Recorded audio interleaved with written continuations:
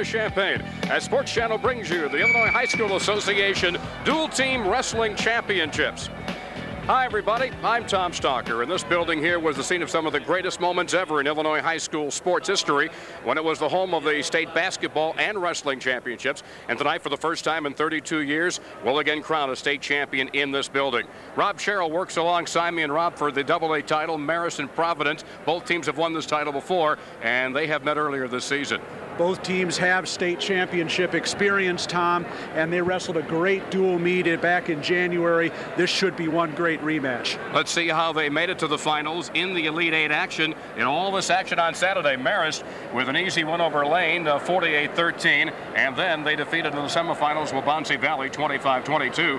Providence beat Moline, the defending champion in this event, 26-22, and then rallied from a 20-0 deficit to beat St. Charles 29-21.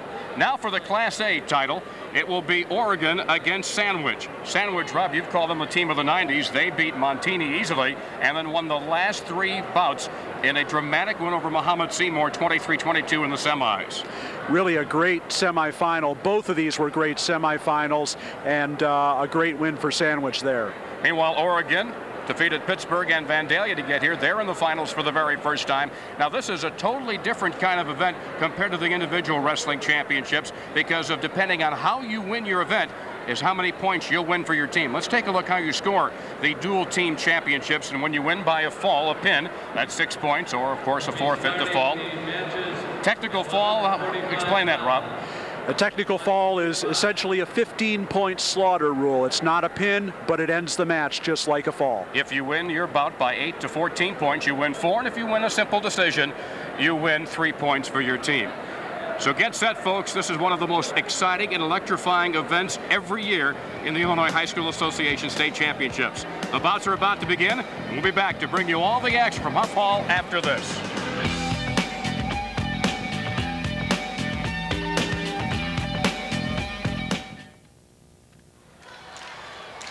The broadcast rights for the Illinois High School Dual Team Wrestling Championships have been granted to Sports Channel and Intersport Television by the IHSA. Any reproduction or rebroadcast of this event without the express written consent of Sports Channel, Intersport, and the Illinois High School Association is prohibited. Huff Hall on the University of Illinois campus, though some of us old-time Champaign-Urbana people might steadfastly say Huff Gym.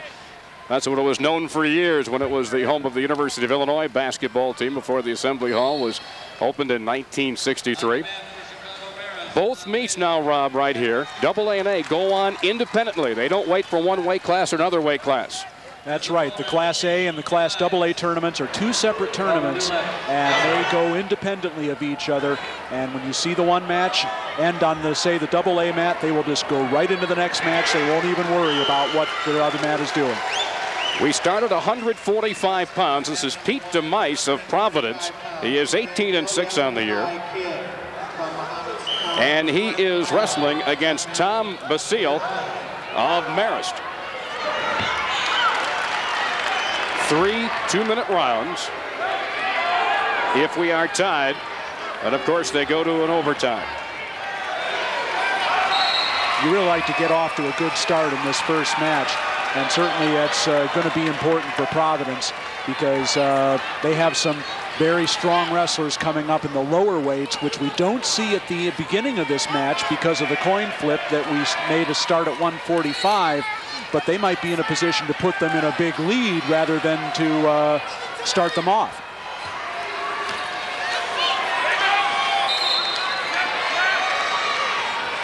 Just about a minute into the first round. DeMice with a 2-1 lead.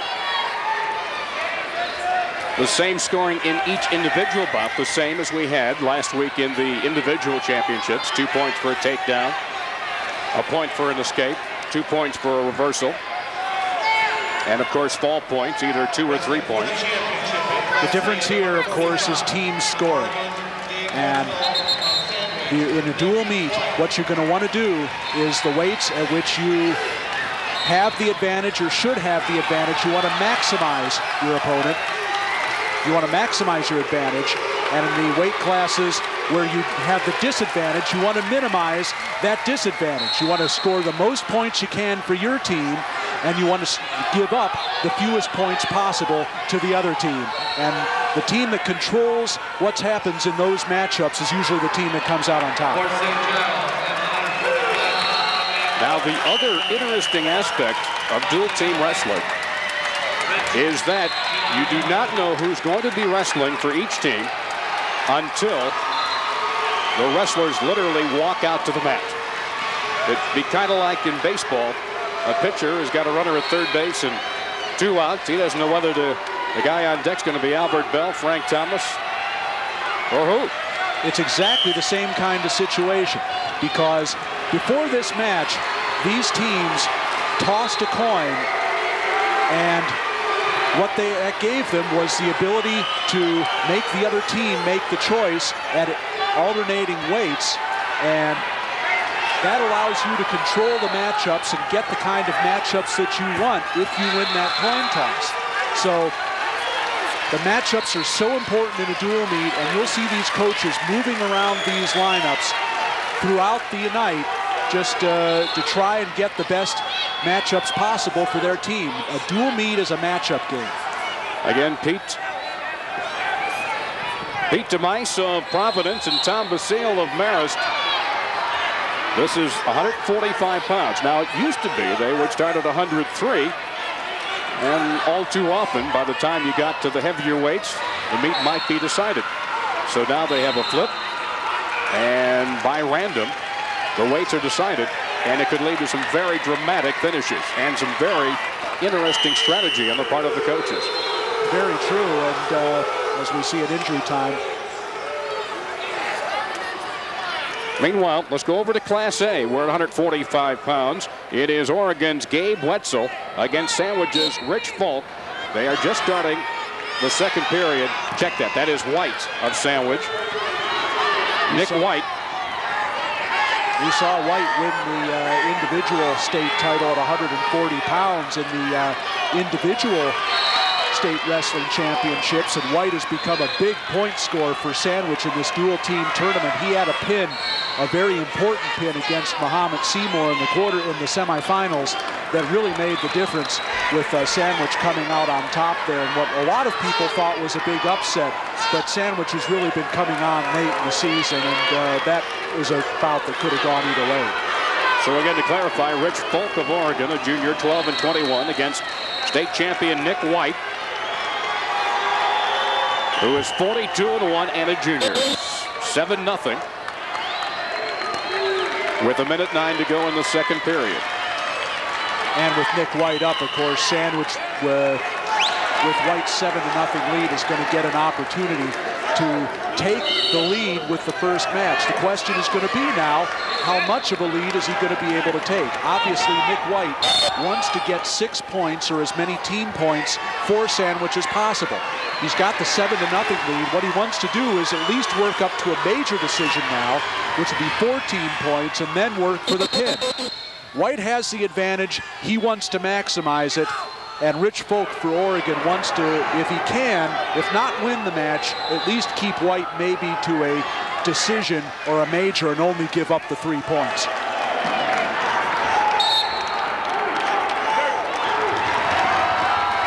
So again, Sandwich's Nick White with a 7-1 lead, as he seemingly has this first bout for Sandwich seemingly well in hand.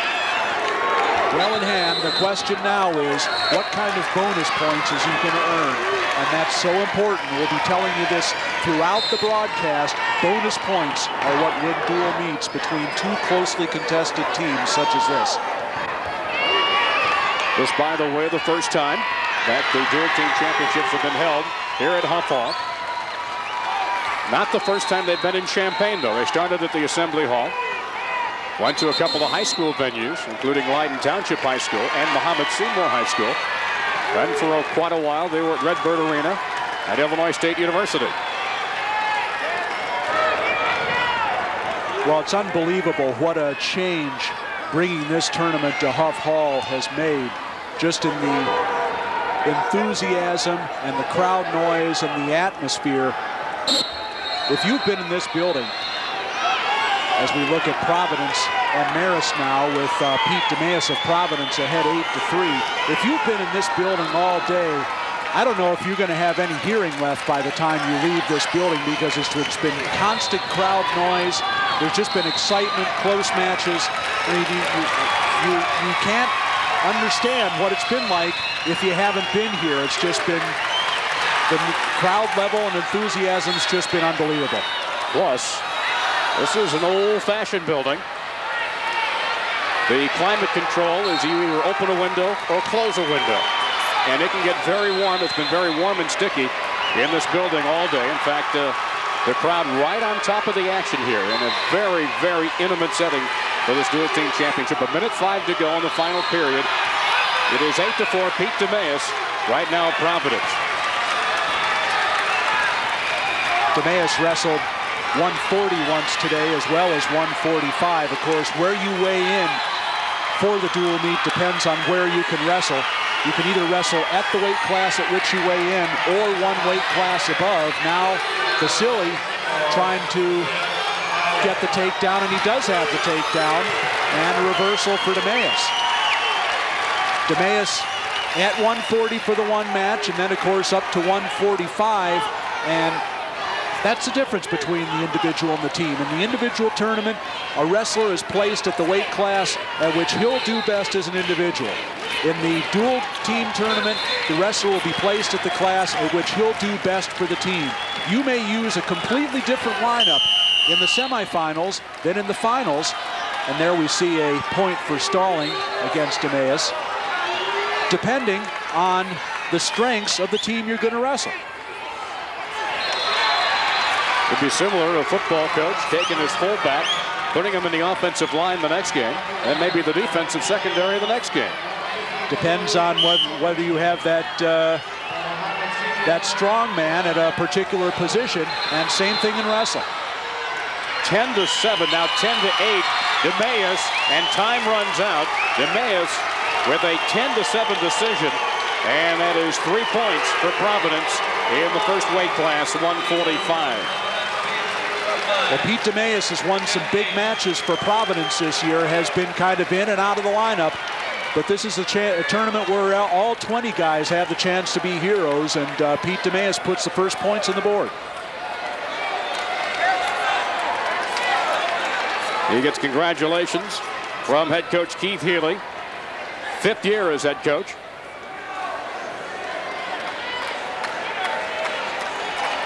As the wrestlers now check in, you take a look now over with 34 seconds to go in the Class A bout at 145. They are checking Oregon's Rich Volk. He is trailing in the match 16-6.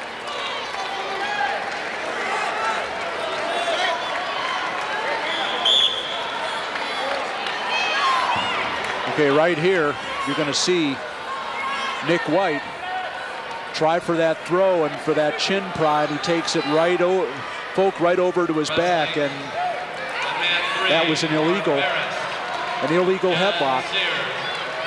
And a point for Volk. That call made immediately by John Schaus. But White still leads by a score of 16-6. He's got 34 seconds left to try and get something more for Sandwich than 4 points, which is where he's at right now. A 10-point advantage would give him a major decision. And certainly, if Rich Volk is able to hold White to 4 points, it would be a good start for Oregon despite the loss. But now White gets the reversal. It's 18-6. And he needs a couple of takedowns here and maybe some back points to try and get himself a technical fall or a pin and an additional bonus point. It is now 20-7 with 12 seconds to go in the bout. And it looks like a major is all that Nick White's going to be able to come up with. 4 points, he might have liked more. We'll see. 20-7, Nick White gets the win. And a 4-point victory for Sandwich in the first round. Let's go over to Double-A now. We're at 152 pounds. These matchups, by the way, brought to you by the Country Companies. It is John Sears of Marist. Sears, 45-2. Matt Alessio for Providence. And Alessio, a junior, is 10-4. Right now they've got 20 seconds to go in the first period. It's a 4-1 lead for John Sears on a couple of takedowns. Well, John Sears, of course, the state runner-up in the individual tournament and one of the stars for Marist all year. But Sears is a guy that Marist is going to be counting on for bonus points here. He hasn't scored them yet today, but he'll need to here because you need all the points you can get against Providence.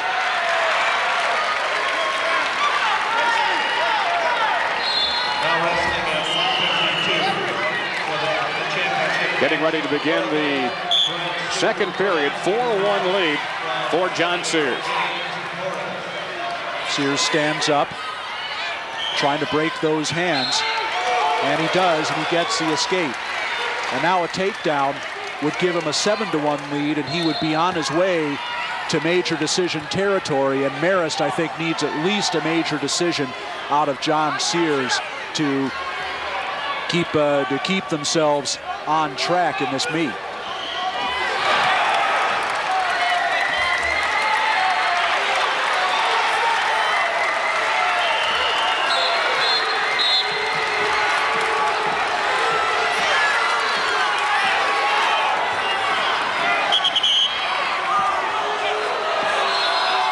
Potentially dangerous situation with the hold around the neck. 3 points picked up by Sears, and he now takes a 10-1 lead.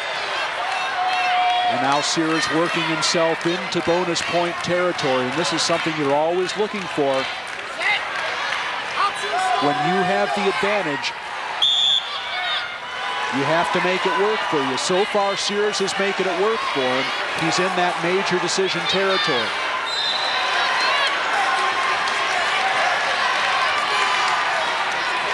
You like in this kind of situation to work to the major decision and then try and go for more after that. At least get yourself that one bonus point, and then anything else that happens after that is gravy.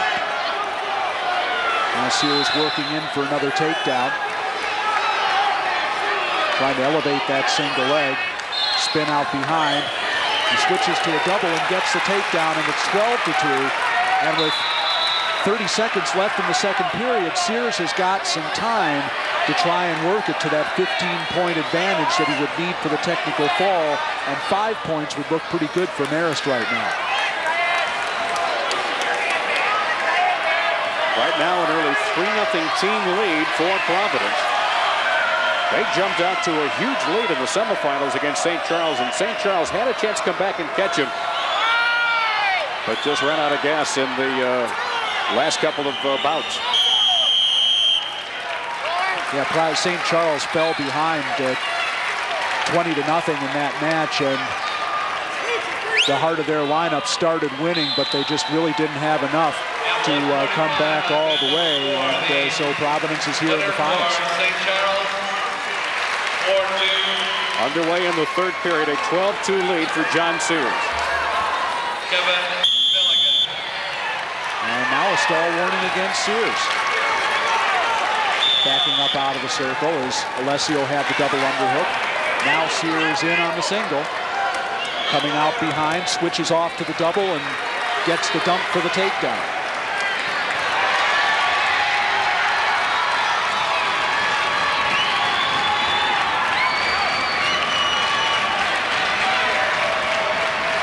(14-2) in favor of Sears. Over at Class A, it's Brian Suter for Oregon against James Morris for Sandwich, and it is 6-2 right now in favor of Suter. He jumped out to an early 2-0 lead now with 3 takedowns, and he has got Morris in trouble. Suter, of course, state runner-up, but gets the fall, and that's big. Suter with the advantage in this match, even though Morris was a state qualifier, and he made the most of it. He got the maximum 6 points, and that makes a huge difference. He gets the fall at 2:54 of the match. Suter with the half Nelson in there. He's got Morris in a lot of trouble right here, and a lot of time to finish the pin, which is what he did. Tom Hennef slaps the mat, and it's 6 points for Oregon, a 6-4 lead.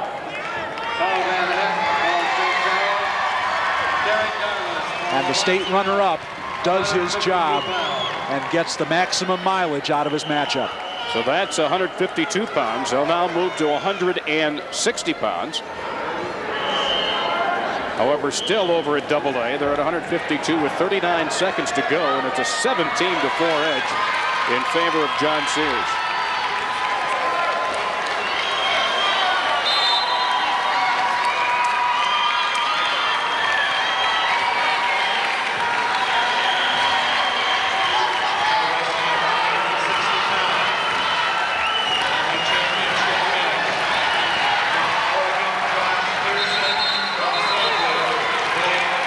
So 39 seconds to go in the third period. Commanding lead for Sears. Sears needs a takedown. Takedown will give him a technical fall. All he's got to do is bring Alessio down, and he's done it. There it is. Technical fall for Sears. At 5:32. A 19-4 decision. And big points in the standings there for Marist. More coming up from Huff Hall after we take this break.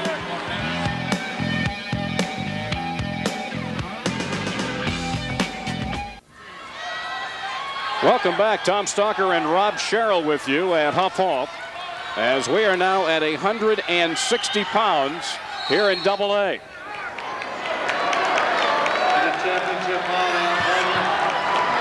You're right. We're over now at Class A and 160. This is still 152, excuse me. Van Everen for Chicago Marist. Rob Murray for Providence. John Pearson is the wrestler for Oregon.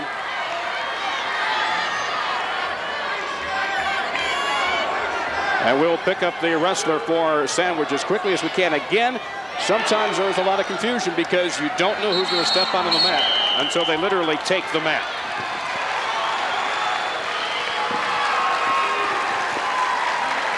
We're getting ready to go to the second period.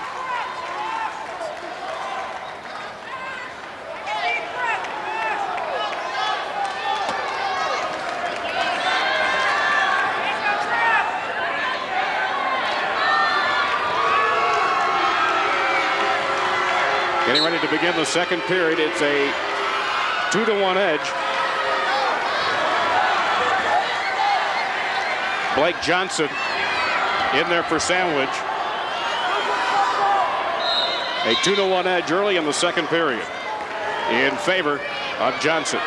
Once again, this is a match that should go Johnson's way. He's got a 2-1 lead so far, and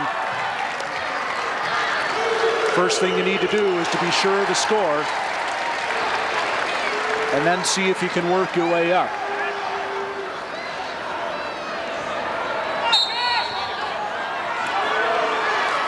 A minute 35 left in the second period. In this third bout right now, a 6-4 edge for Oregon. They're in the finals for the very first time ever. And this Sandwich team, year in, year out, one of the top teams in Class A. The reversal. They're always here, Sandwich, and of course we thought they would win it last year, and of course upset by Vandalia in the finals, and in really one of the greatest matches we've ever seen here, and two great semifinals here today in Class A. One of them was Sandwich beating Mahomet Seymour, the top-rated team in the state, and Oregon eliminating Vandalia 27-25, the number 2 team, and as we said, the defending champion, and both Sandwich and Oregon winning the final 3 matches to come from behind and do that.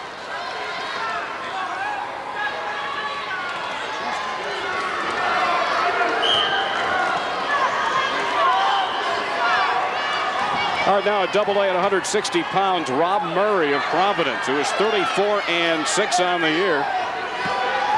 And he is wrestling Marist Brendan Heffernan, a sophomore who's 29-9. Murray 5th in the state at 152, and of course called upon here to go up a weight class against Heffernan and try and score some points. These two teams wrestled on January 23rd at Marist, and Marist won 8 of the 13 bouts en route to a 28-19 decision. I think it's going to be a lot closer than that this time if the first couple of bouts are any indication. But Murray with the lead and looking for a far side cradle there, trying to lock up some back points, but Heffernan gets out of that situation.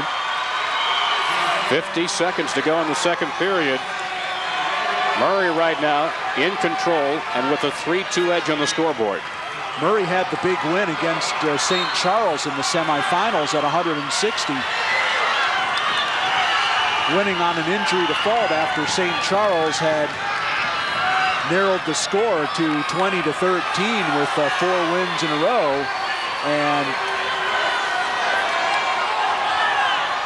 Murray again with the chance to be a hero there. And boy, if he can score a victory against Heffernan here, this will be a big swing match for Providence. Of course, in that match in January, Murray wrestled Sears, who we just saw out in the mat at 52, and Sears handled him pretty easily. But now, a different meet, the different matchups, and this may favor Murray. Just 12 seconds to go in the second period as Heffernan tends to a shoelace. In the team battle, 5-3 right now, Marist with the lead. The next weight class will be 171 pounds.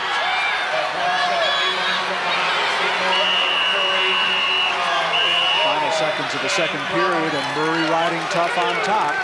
And he'll take a 3-2 lead into the third period. So he leads by a point.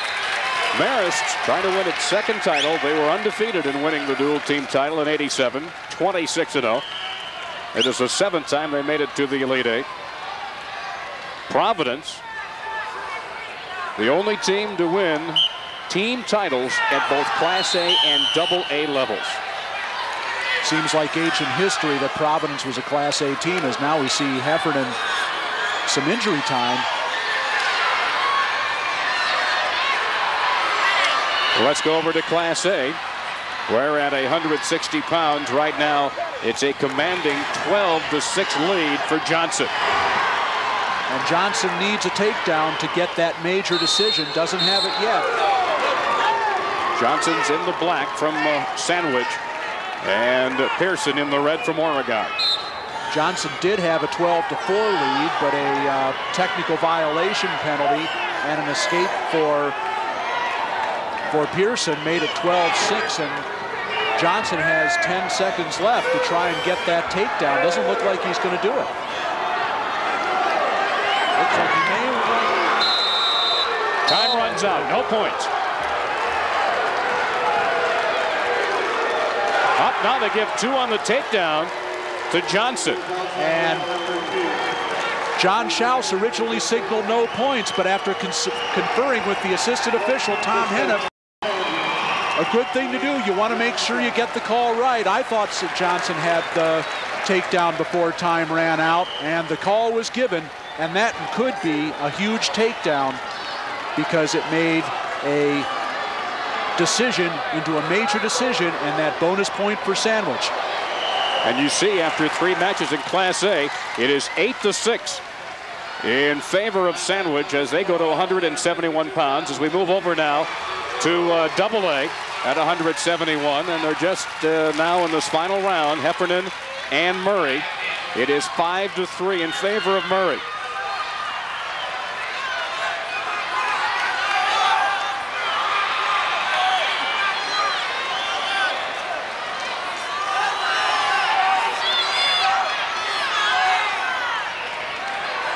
Murray allowed the escape and then scored the takedown. And he's now ahead 5-3. And this is already, as we see, a stalemate here called by Ed Moody. We had said 171, but it is still 160 pounds. And again, in the individual, both Double-A and A, the same weight class, go at the same time. If one bout finishes early, they'll hold the next weight class. But these, in this situation, the dual team are 2 completely independent meets, operated on mats side by side. One thing you want to do as Providence apparently has done so far, and now a point awarded to Murray for stalling on the bottom, as they have turned around one of the matchups that did not favor them in the first time these two teams wrestled. Murray, of course, wrestled Sears at 152 in that match and lost a decision. Now he's up at 160 against Heffernan. Looks like he's going to win a decision. So that's a 6-point swing as far as Murray's concerned. Lost 3 points to Marist in January, getting 3 points against Marist here in March. So just 17 seconds left in the 160-pound bout. A 6-3 lead for Murray of Providence. Providence trying to win a state championship under a third different coach. Great tradition, of course. Tim Rudiger guided the Celtics to the state championships in the Class A period in the first Class A championship. And the Rudiger family started that program. As you see Rob Murray with the 6-3 decision. Providence has the lead back. It's now 6-5. And that is through 3 rounds, going to 171 pounds at AA. Murray, 6-3. Now at Class A at 171 pounds. They have 34 seconds to go in the first round. Nate Rogers for Oregon against Greg Young for Sandwich. It is 2-0 still, only on 1 takedown for Rogers in that bout. Rogers a state qualifier. Young the backup 160-pounder for Sandwich. So this is the situation where Oregon clearly has the matchup in their favor, and they're going to want to maximize that. Sandwich, of course, the underdog in this match. They'll want to try and hold Rogers to 3 or maybe even 4 points. On man 3, we got at 171, Chris LeComte from Justin Bergio. So that is the end of the round. It is 2-0 in favor of Rogers as they go to the second round. And so far, so good for Greg Young. He has held Rogers within striking distance. He may not win this match. If he wanted it, it'd be great. But if he doesn't win it, he wants to hold Rogers to as few points as possible, because Sandwich is going to have the advantage at 189 and heavy. As we see now, injury time for Sandwich as Rogers picked him up, trying to bring him back down. Let's move over now to AA, the mat at 171 pounds. They're a minute into the first round. Chris LeComte for Marist and Justin Ruggio for Providence. And it's a 2-0 lead right now for LeComte of Marist. Well, every dual meet has a hero, Tom, and Chris LeComte was the hero of the semifinal for Marist against Waubonsie Valley. That match was tied 19-19 with 2 matches to go, and LeComte got a pin at 171 in the next to the last match, and it gave Marist a 25-19 lead, and they were in the driver's seat from that point on. And now LeComte with the early takedown, he's trying to score more points for Marist right here. And once again, here's LeComte, and he's got the arm bar there. He's going to get some points, some near fall points. Really have enough time for the pin. Doesn't look like it. Time counting down. That's it for the first round. He'll pick up 3 points on the near fall, and we'll have a 5-0 lead going into the second round.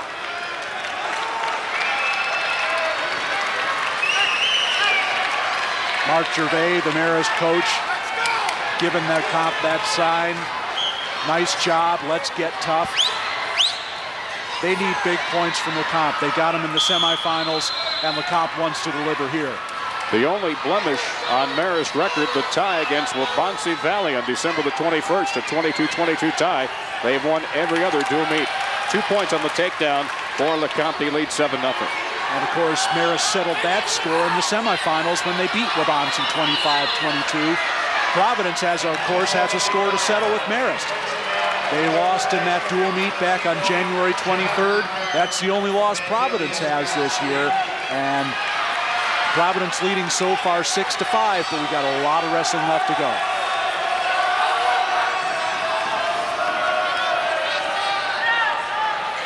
We're on the historic floor of Huff Hall at the University of Illinois at the IHSA Dual Team Wrestling Championships.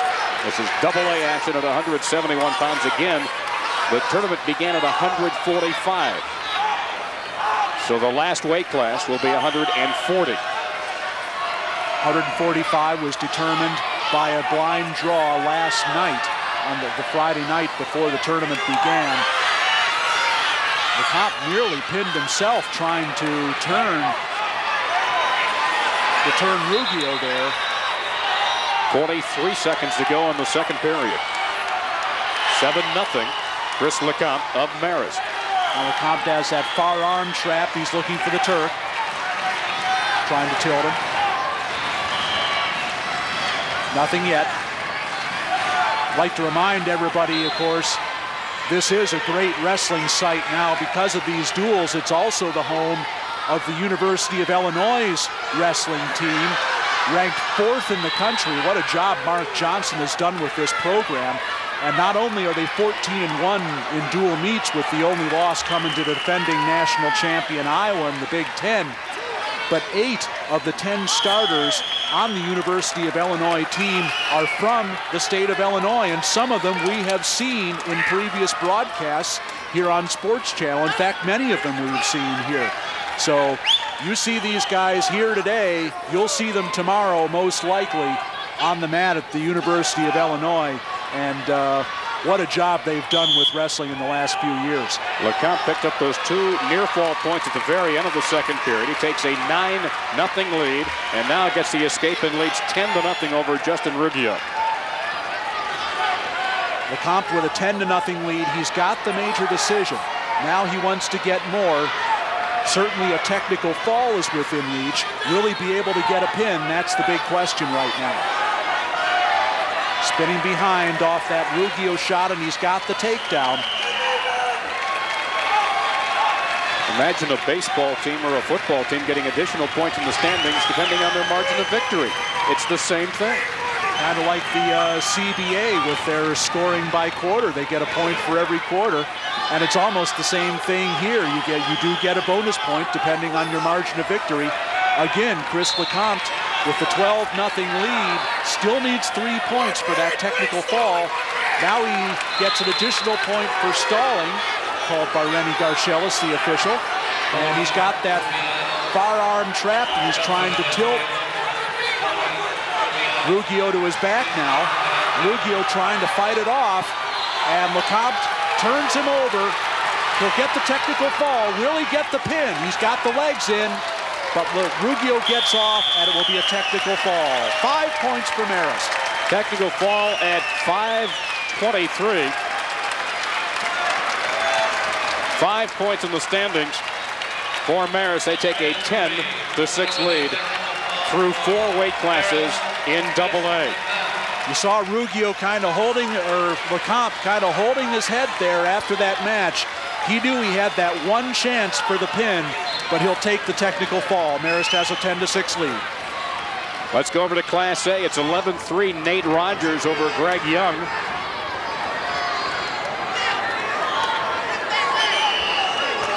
With 1:16 to go in the 3rd round. Wrestling for Marist, 189, Michael Flanz. For Providence, Will McDermott.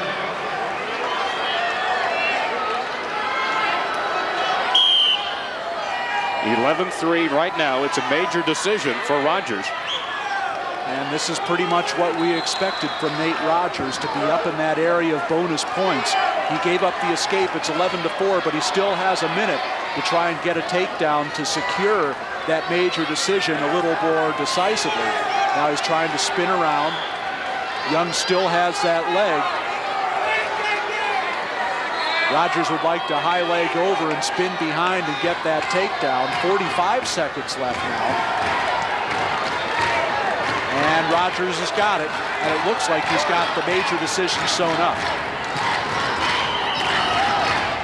Now Rogers has a decision to make. Does he go for broke here, try to get the pin, really just be happy with the major decision and not take any chances. So we have a stall warning now on the bottom and a point for Rogers.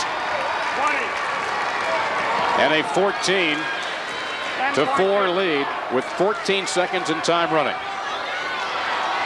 Now Rogers looking for the stack, trying to get points. Looks like it'll be a major decision. And it's over, 14-4. Nate Rogers the win, 4 points in the standings for Oregon, and they take a 10-8 lead. So far, the difference in this match has been the pin by the state runner-up, Ryan Suter, at 152 pounds. Every win has been by bonus points so far, but Oregon's got the pin, and that's the difference right now. More coming from Huff Hall as Sports Channel's coverage continues.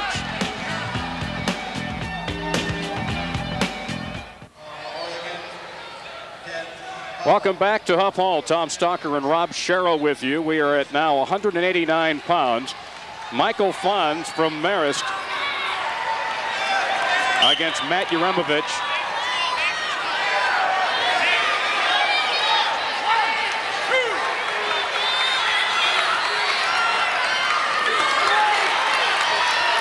McDermott, check that. McDermott is in there.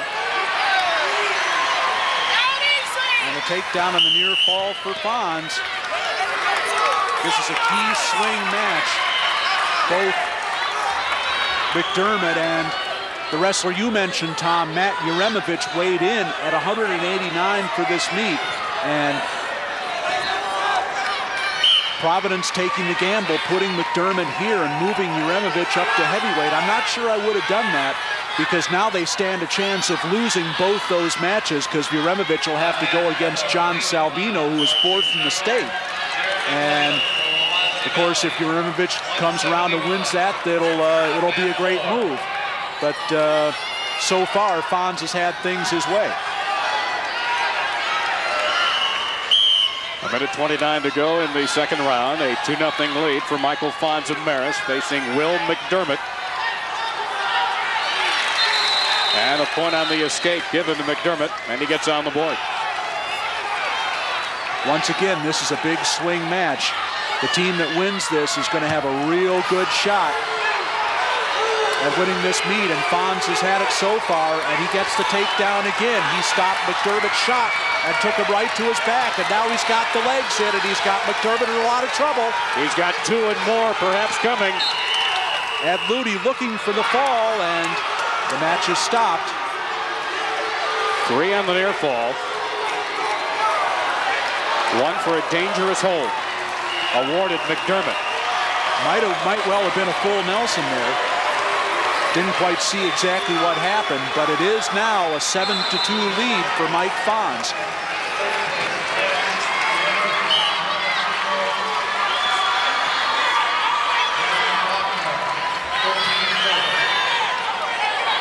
"45 seconds left in the second round, and another escape point. It's 7-3. And this is part of the game, the gambles that you see a coach take. Sometimes they work, sometimes they don't.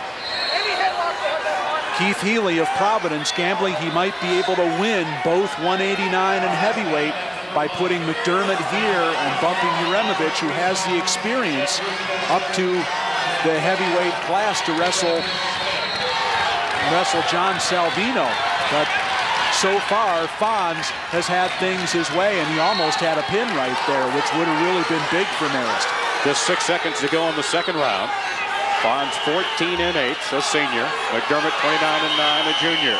And time has run out in the second round. A 7-3 edge for Michael Fonz of Marist. Over to Class A at 189 pounds.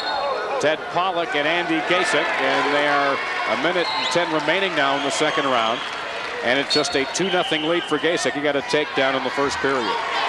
And now 189 and heavyweight, 2/8 where Sandwich should have the advantage, and you're going to see Gasick maybe press the issue a little bit here, and he's got a 3-0 lead right now.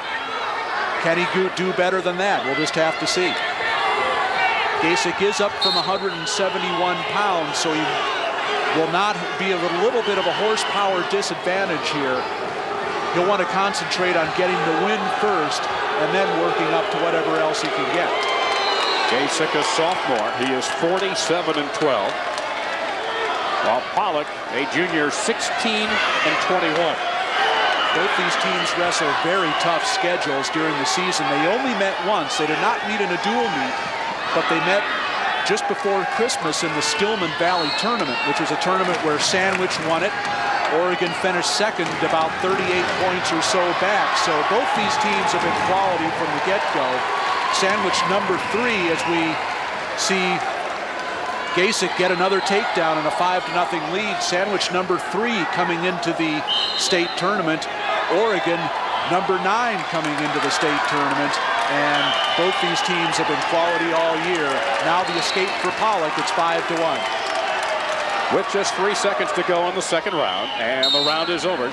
And it's 5-1 Gasick of Sandwich.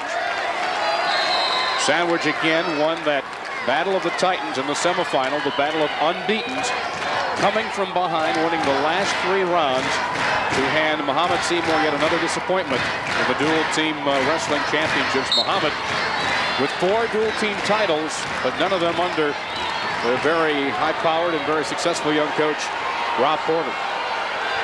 Muhammad relegated to wrestling for 3rd place for the 3rd time under Porter's tenure. And it's unfortunate, as many things as they've accomplished during the regular season over his years, they just haven't been able to get the job done at crunch time. And we have a penalty point given by John Schaus, and now a 7-1 lead or a 6-1 lead for Andy Gasick.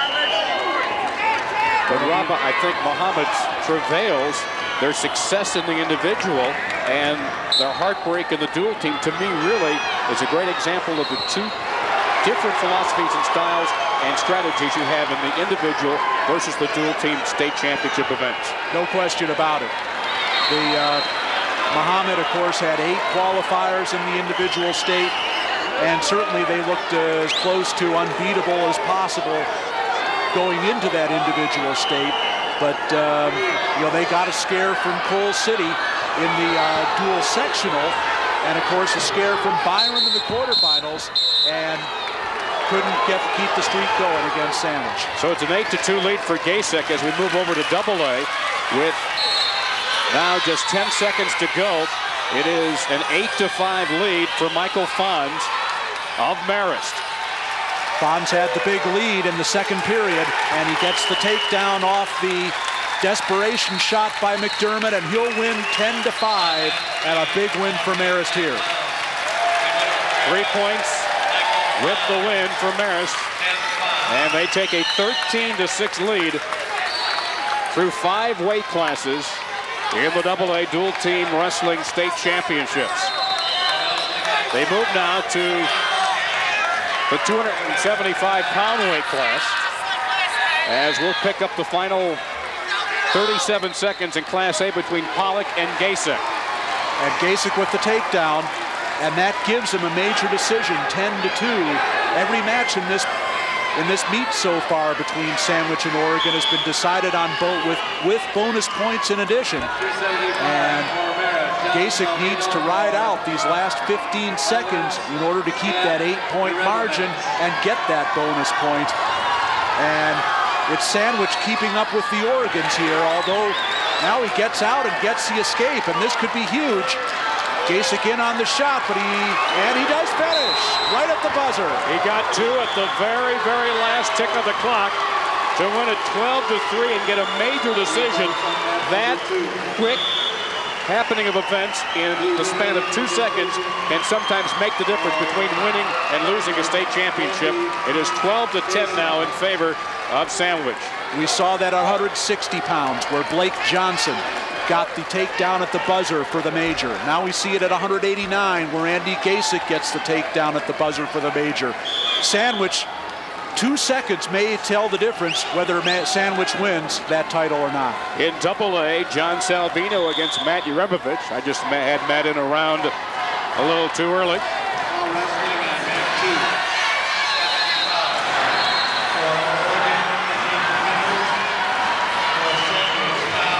59 seconds to go in the first round, no score.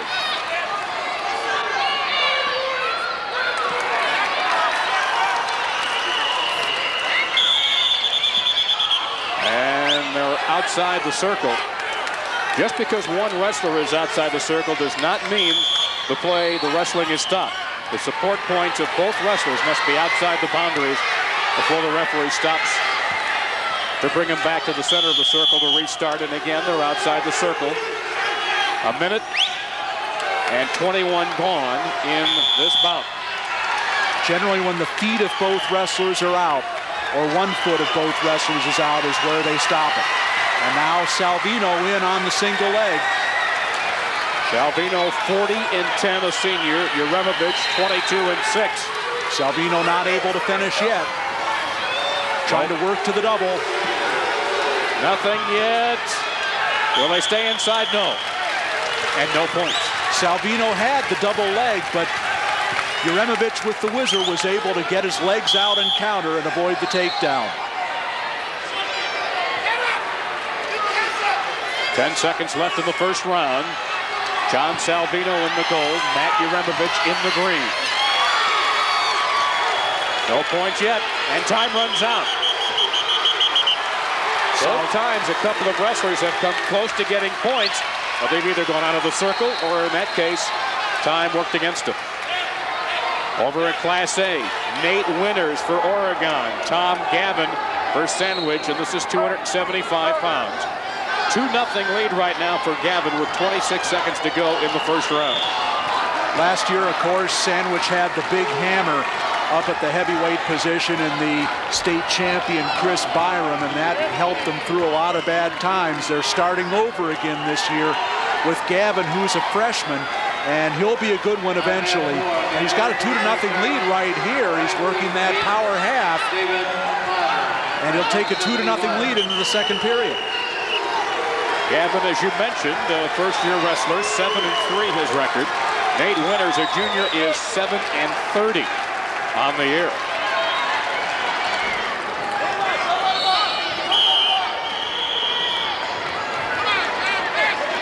As they begin wrestling in the second round.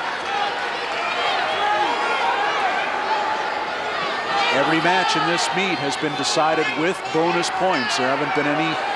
And there's a headlock by Winters.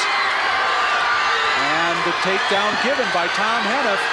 And he's got Gavin on his back. This could be a huge win for Oregon right here.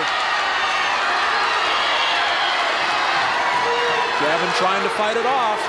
And it looks like he'll get back out to his stomach. Now Winters takes him back over again. And now Gavin gets his head out and gets on top for the reversal.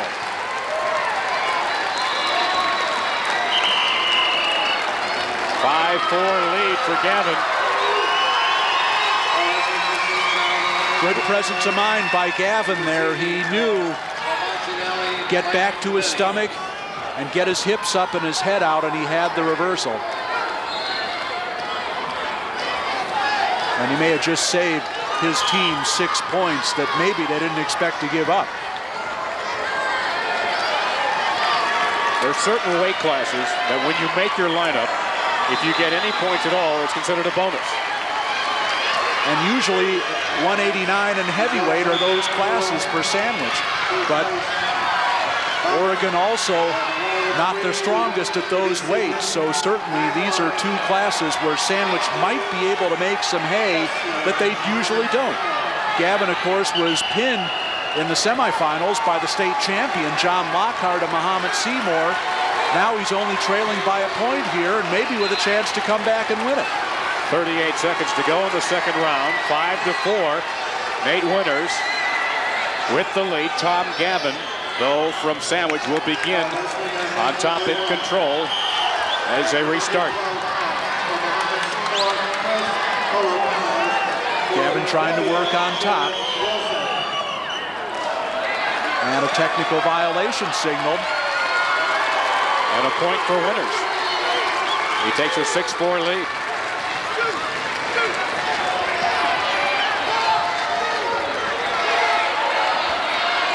.30 seconds to go in the second round.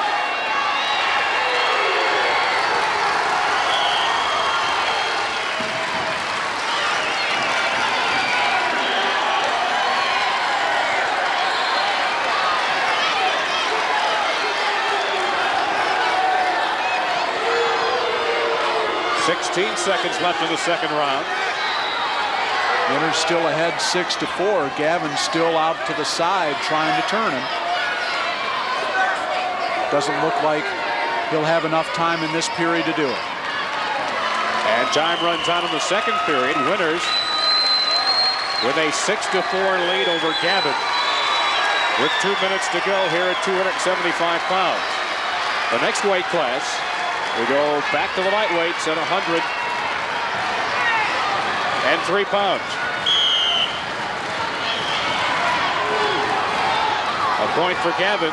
He trails now 6-5 on the escape. Winters let him right up. He hit the throw the one time. Thinks maybe he can do it again. Now Gavin in on the outside single, not able to finish.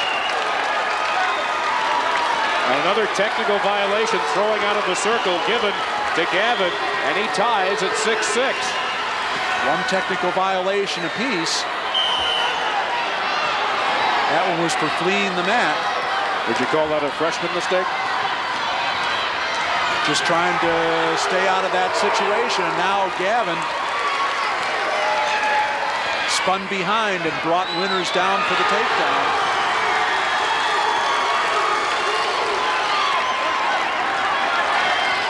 Meanwhile, over at AA at 275 pounds, they're in the third round with 1:28 to go. It's 4-1 in favor of Matt Uremovich in the green. He just a few seconds ago picked up a takedown.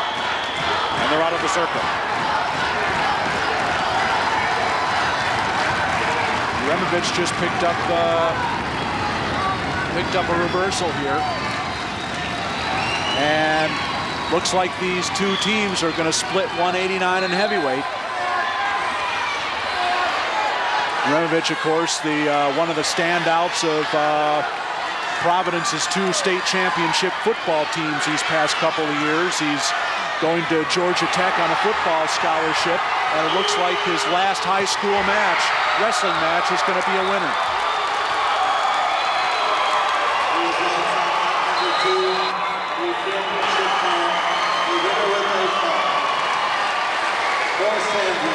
Now Salvino has got to get up, get an escape, and try and work it again. 38 seconds to go, 4-1 Uremovich. Uremovich a little bit quicker and more mobile than Salvino, and this is the result. A couple of takedowns.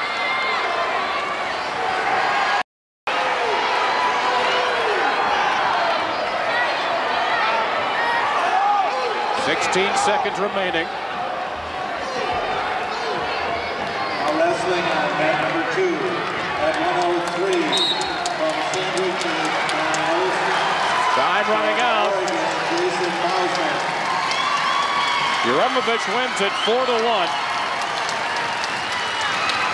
And that narrows the gap for Providence to 13-9 through 6 weight classes. Let's pick up now the very end of the Class A 275-pound match, where Gavin picks up the pin. Gavin had the underhook on the left side, just kind of pancaked Winters to his back, and he gets the pin, and an 18-10 lead for Sandwich, and they're in the driver's seat now because the strong part of their lineup's coming up. That came at the 5:30 marker with 30 seconds remaining. And again, an 18-10 lead for Sandwich over Oregon in Class A. More coming up from Huff Hall at the University of Illinois, the Dual Team Wrestling Championships, as our coverage on Sports Channel continues. At Huff Hall on the campus of the University of Illinois, Tom Stalker and Rob Sherrill with you. This is AA 103 pounds, Ed Romick of Marist and Mark Warren of Providence, and they're 1:45 into the opening round. And it's really been interesting these last couple of weeks to watch the development of Mark Warren as we see the match stop for potentially dangerous. To watch the development of Mark Warren into one of the elite 103-pounders in Class AA. Really, he was not in the rankings all year, and I really didn't have a spot for him. But he came through a great bracket in the individual state championships, got himself to the semifinals, and once you're in the semifinals, any one of those four guys can win it. Doesn't matter what you've done up to that point. And Warren has been a real hammer at the bottom of the lineup for Providence ever since then. He's got 2 wins today, 2 big wins, and ahead 2-0 so far here. Both are sophomores. Warren 37-9, Romick 22-20 on the year. These are 2 weights that have that 103 and 112 that should go against Marist. It will be interesting to see how many points they'll give up and how many points Providence will be able to score.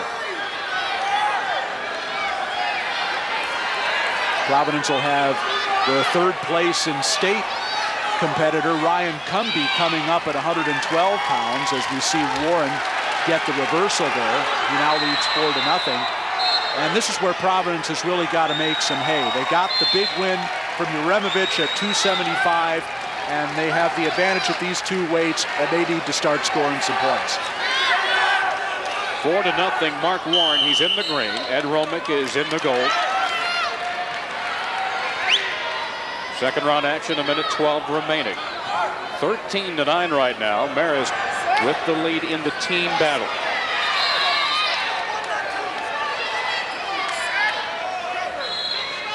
Marist in the Elite 8 for the 7th time. Meanwhile, Providence, they put this meet almost automatically on their schedule. 12th consecutive year in the Elite 8. That's a record. They haven't won the championship, though, since 1989. It's been a long drought for them, and an even longer drought for Marist. Not since 1987. But one of these teams is going to break a pretty long streak for not having reached the top. So far, it's Marist, but Warren trying to close the gap. Providence has also had some heartbreak of their own in quarterfinals and semifinal round action over the past few years in the dual team.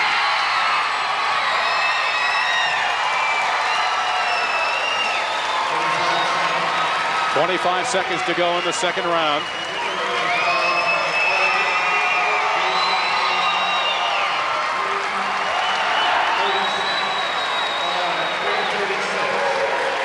Warren still with the 4-0 lead.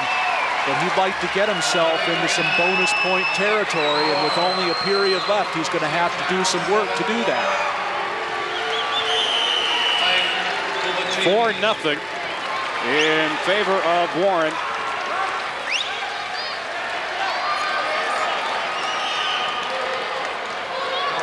Let's go back and take a look at the very end of the 103-pound match between Jason Bausman of Oregon and Brian Olson, with Bausman going for the pin and gets it at 3:36, and it's an 18-16 lead.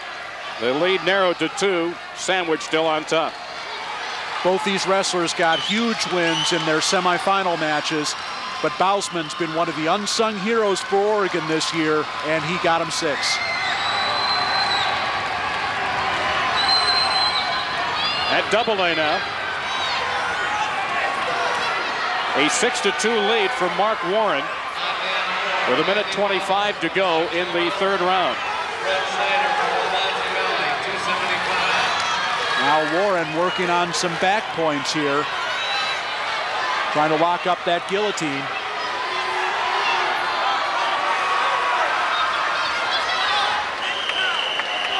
He gets the points and he lets Romick go. He knows he's got to make some hay now. Shoots straight underneath and gets the takedown. So the fans will sometimes see a wrestler intentionally let his opponent go. When you're in this at this point where you're trying to get to score points, you don't mind giving up 2 for 1. That's what Warren's trying to do. If he lets Romick up now, it's 10-4. He did. A takedown will give him a major decision, and he's in on the legs again. He pops the head out, and he's got 2, and now he's got the major decision, and now he's going to try and work it on the top. You want to get that major, and everything else you get after that is a bonus. 12-4 with 30 seconds to go in the third round at 103 pounds in AA. And a warning for stalling against Romick. Warren trying to lock up that power half now. And stop for the potentially dangerous by Ed Ludy. 16 seconds remaining. And again, right now it is a major decision for Warren, which would give him 4 points in the standings instead of 3. Warren did his job. He got the win and the bonus point. Difficult to pin your opponent in a situation like this, but he did get the major. And time runs out 12-4. Warren defeats Romick. And with the 4 points, it's all tied 13-13. And that's through 7 weight classes with 6 to go at AA. Over in Class A at 112 pounds, Tom Bottoms of Oregon, Matt Thilk from Sandwich. And they're in the second round. 35 seconds gone in the second round. It is 3-2 in favor of Thilk. Bottoms led 2-0 after the opening round. 2 more guys that came up with just huge wins in the semifinals. We see Bottoms, who finished 4th in the individual state tournament, coming up with another takedown. Boy, has he made some strides this year. And Matt Thilk of Sandwich losing 5-2 to the 103-pound state champion from Mahomet Seymour, Chris Kolopanis, going into the 3rd period of their match. All Kolopanis had to do was win, and we'd be seeing Mahomet Seymour wrestling Oregon instead of Sandwich. But Thilk came back, got a couple of penalty points, and escaped, tied it at 5-5, and a big flurry in those last few seconds ended up with Thilk getting a takedown at the buzzer to win 7-5, and then Chad Hay, the state champion for Sandwich, with the win at 119, put Sandwich over the top, and Sandwich is here in the finals. And now Bottoms, who's very, very tough on the mat, almost had some back points there. But Thilk able to roll out of it. And right now, Thilk with a 5-2 lead with 20 seconds to go in the second round. Thilk, a state qualifier this year.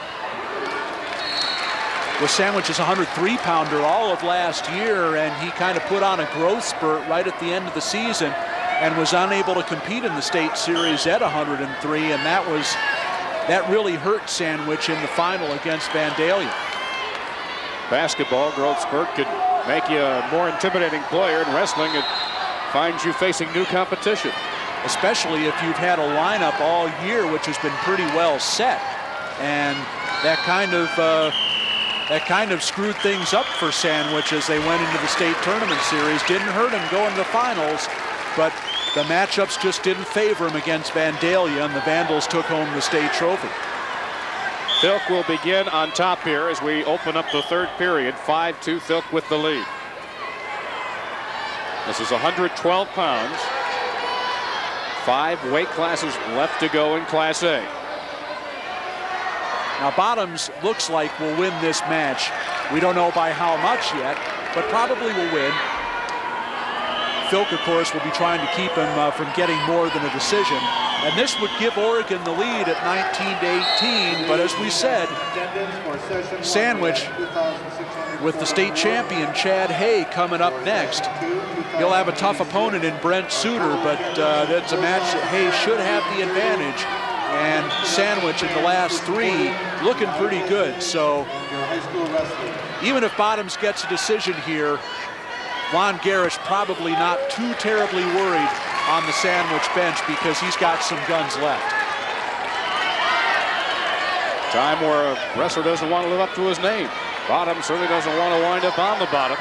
He's leading right now 8-2 with 56 seconds to go in the match. And very important for Thilk not to give up a bonus point here. Bottoms with the 8-2 lead needs 2 points of any kind to get himself into major decision territory. And every match in this dual meet's been decided by a major decision or better. and Bottoms wanted to keep up his end of the bargain, as his teammates have for Oregon. 49 seconds remaining. Bottoms very, very tough on the mat, as you can see. Gotten a lot better on his feet this year. As Filk stands up, trying to peel off that left hand.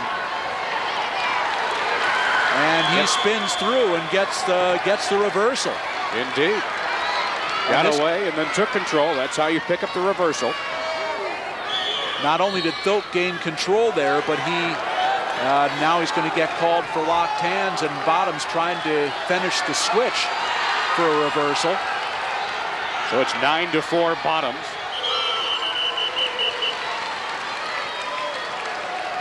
Referee has a very important role.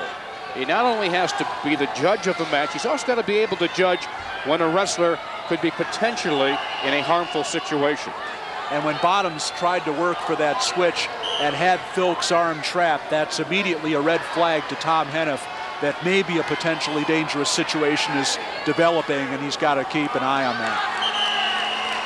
And time runs out. A 9-4 victory for Bottoms, as now Oregon with a 19-18 lead over Sandwich with 5 weight classes yet to go. More coming your way from Huff Hall in Champaign-Urbana after this.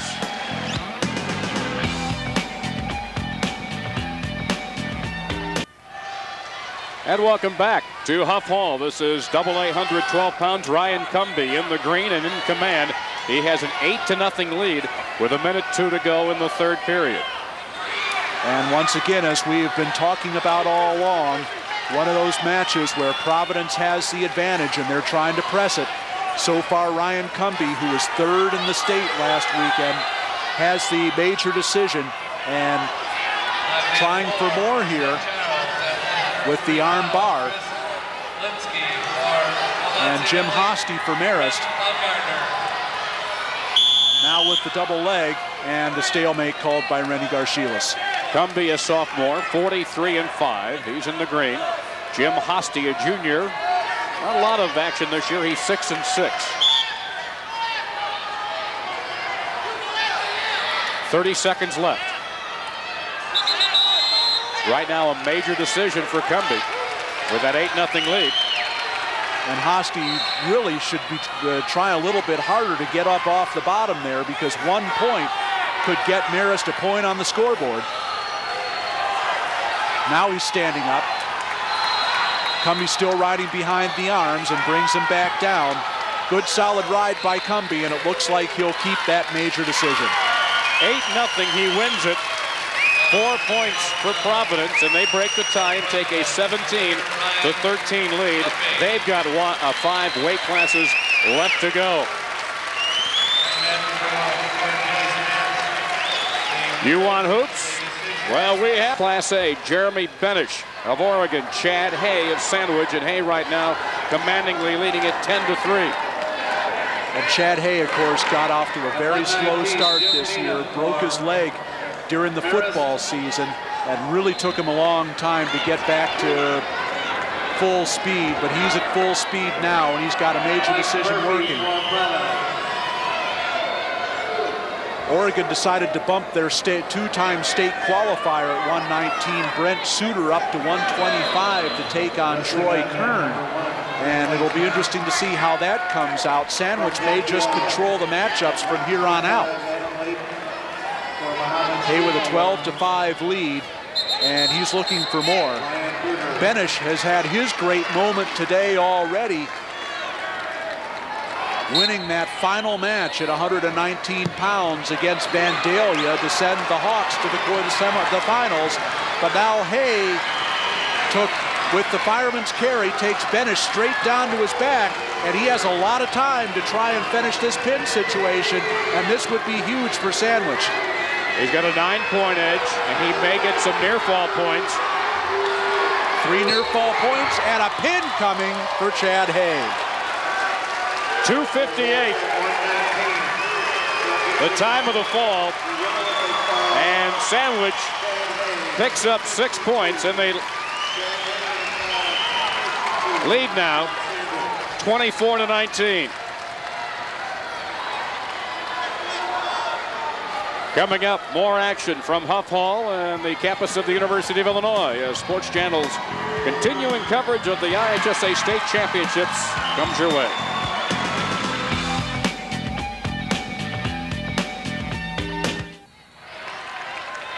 Back at the Assembly Hall, 19 seconds to go in the first period at 119 pounds. Jim Needham of Marist, Mike Murphy from Providence.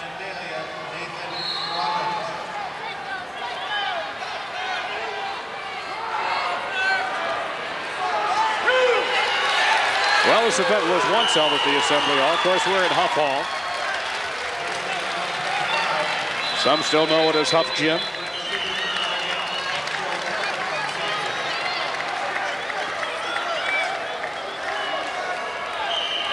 A 3-2 edge going into the second period for Mike Murphy.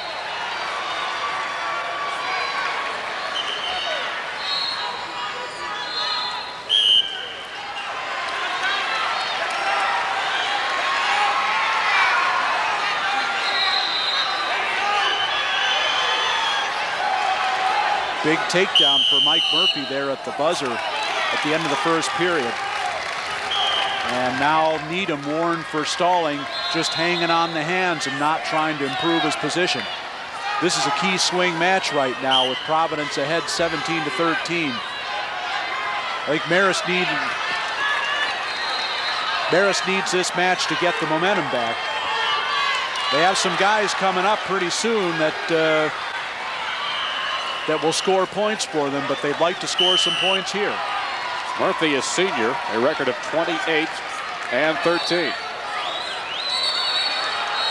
For complete coverage of high school sports, pick up a copy of the Chicago Tribune, the official newspaper of the IHSA State Championships. Second period action, 1:25 remaining, 4-2. The lead right now for Mike Murphy of New Lenox Providence.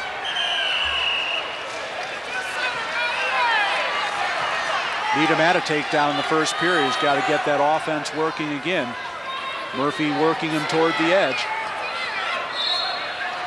Needham in on the single, and Murphy pulled it back. And now Murphy in on the single. See if he can finish it.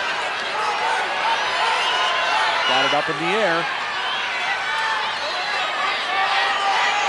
They're very close, but they now come back inside. Get both wrestlers inside the circle. Murphy really hasn't been able to improve. And now he gets the takedown right on the edge with that through the crotch finish. That coming with 37 seconds remaining in the second period, giving him a 6-2 lead over Needham. Right now, Providence up 17-13 in the team battle.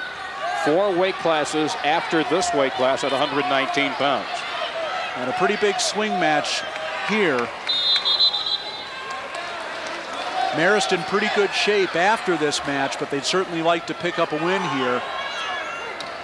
Needham down 4 points. He's got to get out and get an escape right now. 15 seconds left in the period. He gave up 2 points right at the end of the first period. Let's see if he can pick one up at the end of the second.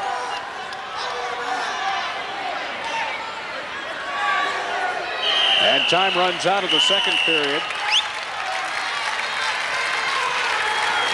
6-2 lead for Mike Murphy of Providence.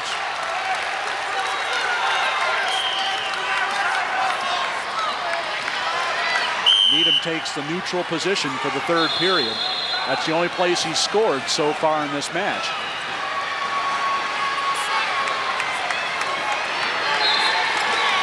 Providence has already won as many matches as they did in the entire dual meet at Marist on January 23rd.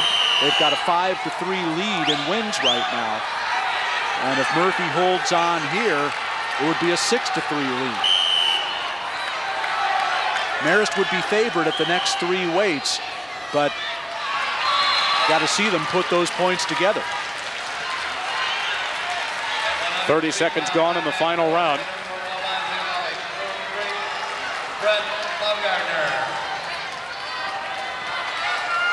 On the edge of the circle, Needham's outside, but Murphy's still in the circle.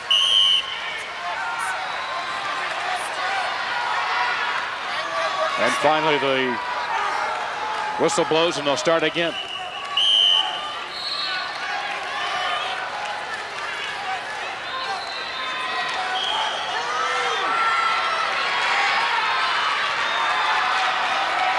Needham really hasn't been able to get any offense going at all. Murphy's, for the most part, been the aggressor. All Needham really has done is try to shoot straight underneath, and it really hasn't worked. 50 seconds remaining. Murphy with the underhook has been able to stop that. Neither wrestler with points in this final period. Murphy still with a 6-2 lead. Now there is a point for Murphy on a penalty to Needham. And he leads 7-2.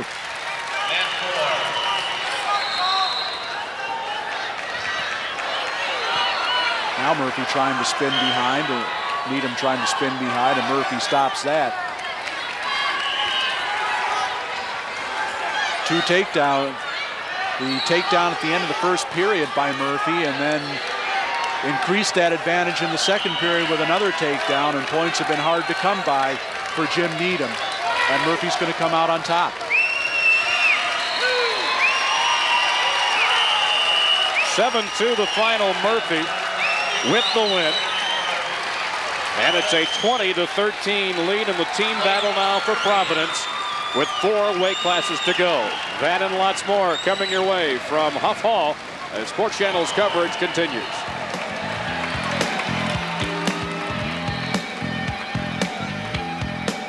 Huff Hall, let's go to Class A, 125 pounds. This is third round action, a minute 34 remaining, and an 8-4 edge for Troy Kern of Sandwich over Brent Suter of Oregon. And this was a big gamble by Mike Papini, the Orion coach, moving Suter up. Suter actually beat Hay in the Stillman Valley tournament. But of course, Hay, a different wrestler since then. And now finally, Suter gets the reversal, and he's cut the margin to 8-6. Kern once led this match by an 8-2 score. Now he's just kind of hanging on, but if he gets the win. They're outside the circle with 58 seconds to go in the team battle right now. Going here to 125 pounds. Sandwich a 24-19 lead. If he gets the win, that will extend the lead for Sandwich. And Kern showing the, Suter showing the optional start. Which gives up the point. Oh, he decided to change. Thought he might catch him with a cradle, nothing doing, so he just let him go. And now it's 9-6, and Suter in on the attack again as we have a stall warning against Kern. Suter with the double leg trying to finish. Nothing yet, and now he gets the takedown. And it's 9-8 with 35 seconds. The Oregon bench yelling, let him go, and he does. Now a takedown would tie it. It's 10-8 as they're out of the circle with 26 seconds to go. Suter took a shot from a little far away that time, and it was a good thing he was near the edge because Kern really did a nice job of spinning behind on that counter and almost had the takedown himself. He just ran out of mat. And now Kern in on the double. Suter with the whizzer.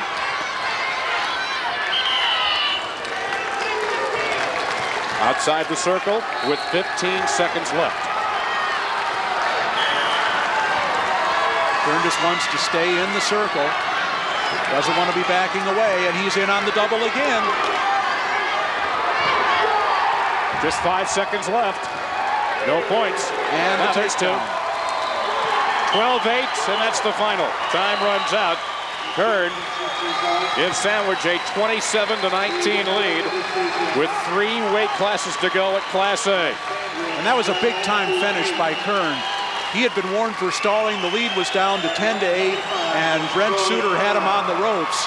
But Kern, with 2 good shots, finished the last one, and he brought home the 3 points for Sandwich. We're getting down to crunch time, and that'll be coming up. The final weight classes in the Dual Team Championships on Sports Channel.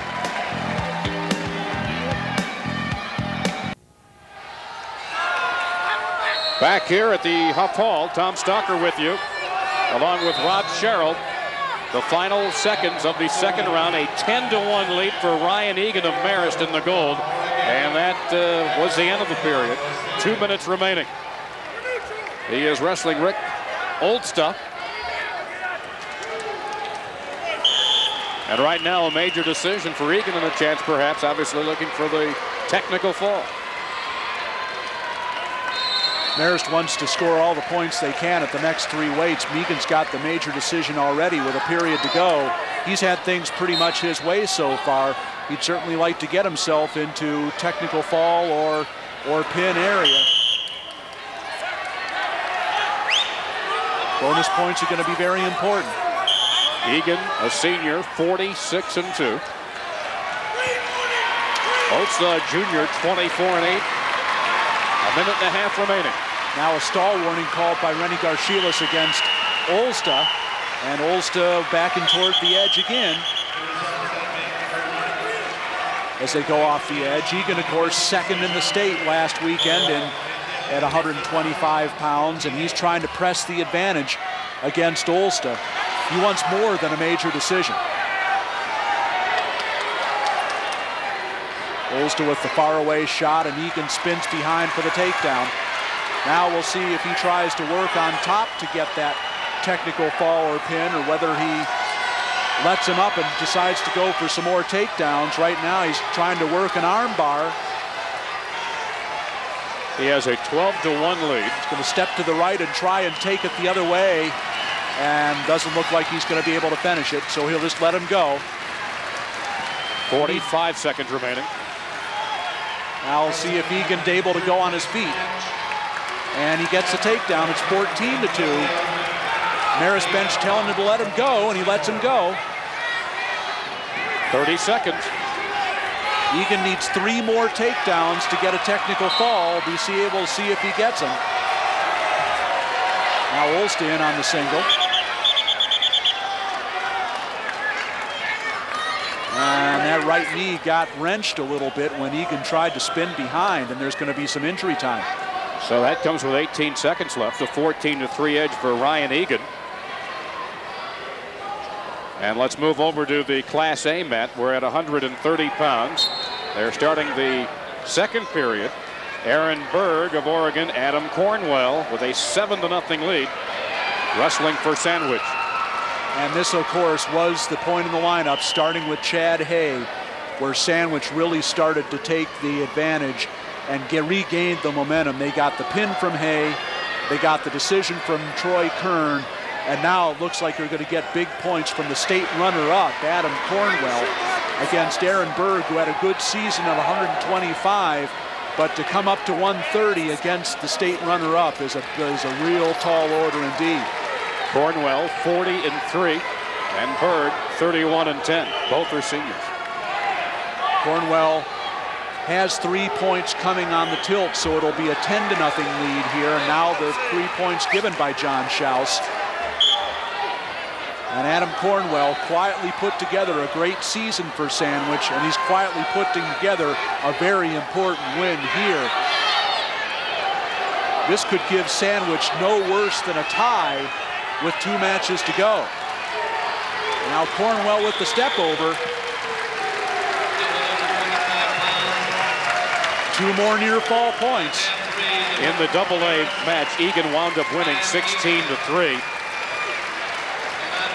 And so it is 20-17 now over at AA in favor of Providence. Here, 27 seconds remaining in the second round, 12-0 in favor of Cornwell. Egan a little disappointed with that result. 16-3 win, but he wanted the technical fall and get the extra bonus point, but Marist will get 4.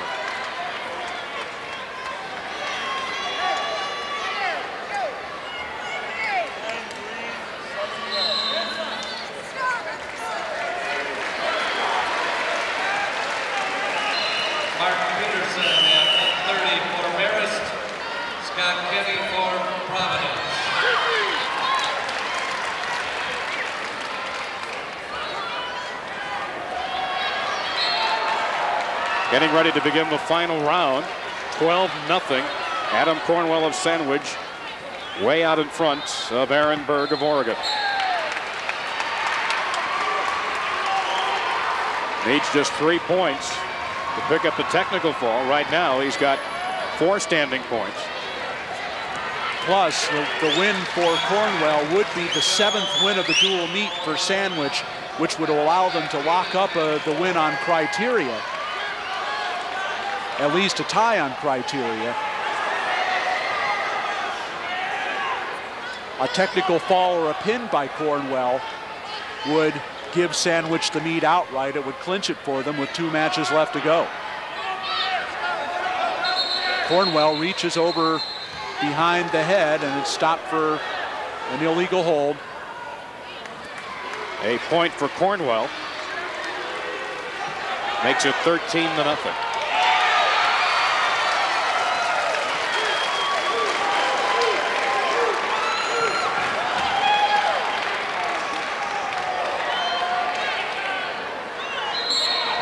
The Class A team battle could be completed depending what happens in the final minute 20 here. And there it is. There it is. The technical fall by Adam Cornwell.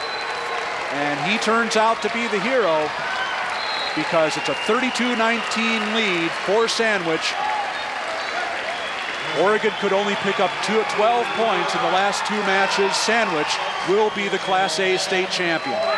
So the Sandwich Indians pick up another dual team state wrestling championship with 2 weights to go. They have an insurmountable 32-19 lead over Oregon. And Sandwich with its 2nd state title, adding the title it won back in 1991. Let's go over to AA. This is now going to go to the 2nd round. Scott Kenny, a 6-2 lead over Mark Peterson. Well, Marist coach Mark Gervais has decided to put all his eggs into the last 2 weights, with Rick Herbis at 130, going 135, and Pat McEnany, the state runner-up, going at 140. The match still will be within reach, no matter what happens here, but certainly Mark Peterson wants to keep it within striking distance, only giving up maybe a decision or maybe a major decision. We'll just have to see what happens. 1:30 remaining in the 2nd round. Scott Kenny of Providence, a 7-2 lead.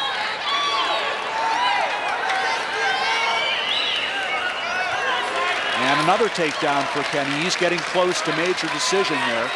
And a 9-2 lead. Now, if Kenny gets that major decision and holds on, Marist would need to win both those last 2 matches and get at least 2 bonus points, because this would be Providence's 7th win, which means Marist would have to win outright to get that title, and so they will need 2 bonus points in order to win the title, and it'll be interesting to see what happens here. Kenny doesn't have the major decision yet, but he's getting close with that 9-2 lead.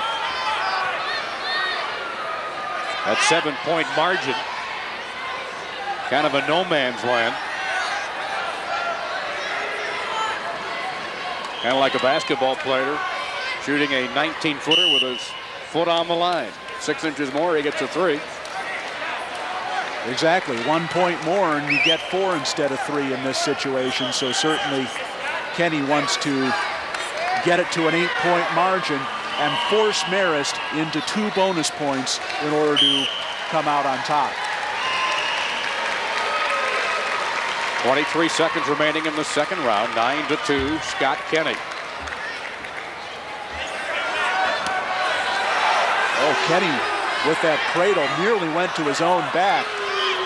And Peterson gets the reversal. Could be a fatal mistake here right at the end of the period.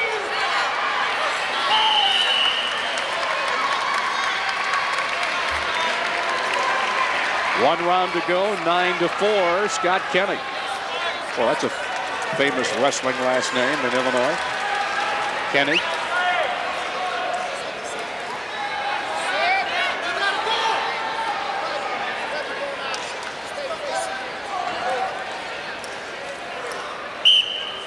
Third round underway. Now Kenny lets him go.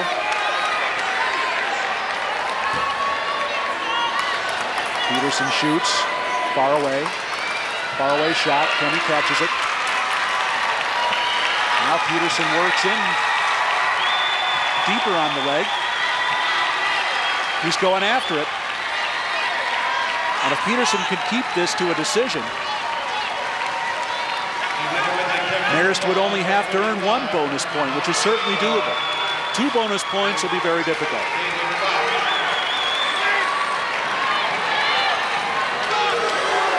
Now, Peterson finishes the takedown. And he has cut the deficit to 9-7 with 1:10 to go. And for every point that Mark Peterson scores here, he takes a little bit of the pressure off of Rick Herbis and Pat McEnany at 135 and 140.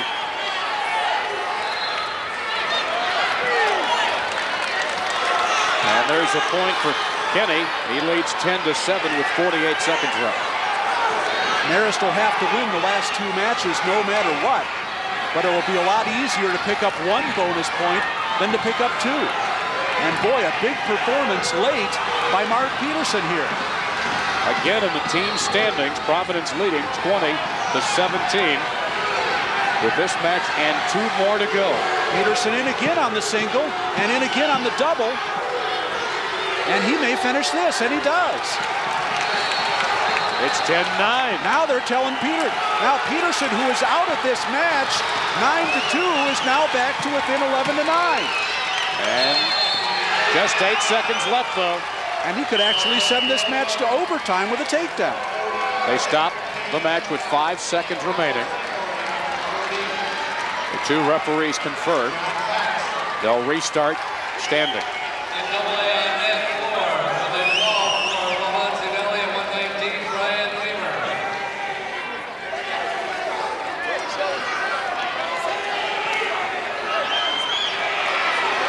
What a performance by Mark Peterson here in the 3rd period with 3 takedowns. Mark, time ran out. He gets a takedown at the buzzer. At the buzzer, he ties it. How about this? I mean, there wasn't any time remaining when he got the 2, and they're going into overtime. We had a situation where Scott Kenny was looking at a major decision at one point, and here's Peterson in and get on the takedown, and he does it. What an incredible upset. He was down 9-2. And he wins 13-11 and ties the match at AA at 20 apiece with 2 bouts to go. Coming up, the exciting finish at AA as our coverage continues.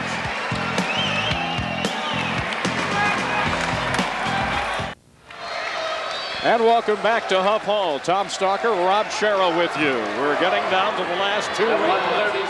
And it's all tied up at AA. This is 135 pounds. For Marist, it's Rick Herbis, 35-13. For Providence, Nick Passolano, a freshman who's 32-11. Impressive. And Passolano's a guy that's been coming on. Right here, you see Elliott Dye of Sandwich. He's got a 10-2 lead. Last few seconds of the 135-pound match. Sandwich has already clinched the Class A dual team title, but they'll add some points here. This is over in Class A. The remaining time left on the bout between Elliott Dye of Sandwich and Josh Flaherty. And time runs out. And Dye wins 13-2. Another bonus point win for Sandwich. And that makes it 36-19. And the Indians of Coach Lon Garish are going to win going away. So just 1 weight class left in Class A. Now, over at AA, this is the Rick Herbis, Nick Passolano match. Herbis is in the gold, Passolano, the freshman, in the green. No score, 1:05 into the match. And Herbis in on the single leg. Boy, what improvement we have seen from Marist on their feet, especially this year. They were always known as a team tough on the mat, and that a team that was good on their feet a lot of times could beat them by wrestling tough and staying disciplined. And boy, Marist has really, really improved. They're taking it to Providence on their feet in this match in a lot of cases. The bout taking an injury timeout with 42 seconds remaining. Let's go over to the final bout in Class A. For Oregon, it is Mark Heng, and it is Ben Hay for Sandwich. We saw Ben Hay's brother, Chad, wrap up the title for Sandwich back at 19. Ben finished third in the state, so he's a coming star in his own right as well. And it'll be interesting to see. These are two guys who have had great years, and Hay spins behind for the takedown.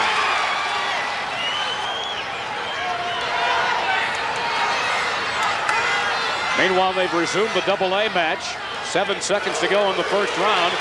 First 2 points of the match given to Pasolano of Providence with just 2 seconds remaining in the first round.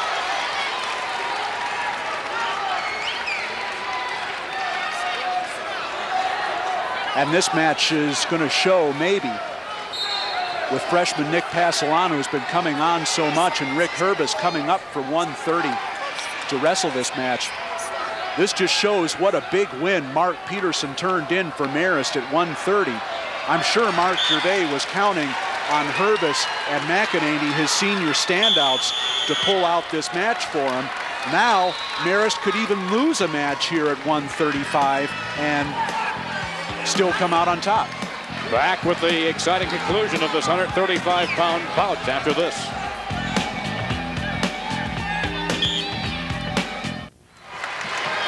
Welcome back to Huff Hall. A minute 40 left to go in the second period. 2-0 Nick Pasolano of Providence over Rick Herbis. You know, that performance by Peterson, a totally different situation now for Marist. They were hoping to hang on and maybe need something extraordinary to happen in the last 2 rounds, and now they're dead even at 20 apiece with Providence. Well, it'll be interesting to see if that outcome at 130 changes what happens here at 135. Certainly Pasolano with the 2-0 lead has been at the advantage, but you know, now Rick Herbis doesn't have to win in order for Marist to stay in this match, although he would force Pat McEnany into the situation of getting a major in order to win. So it's going to be interesting to see what happens, see if Herbis can come back. Peterson came back from a 9-2 deficit. Be interesting to see what Herbis can come back from here, but he is a 130-pounder wrestling 135, and Nick Pasolano, a state qualifier, 135-pounder.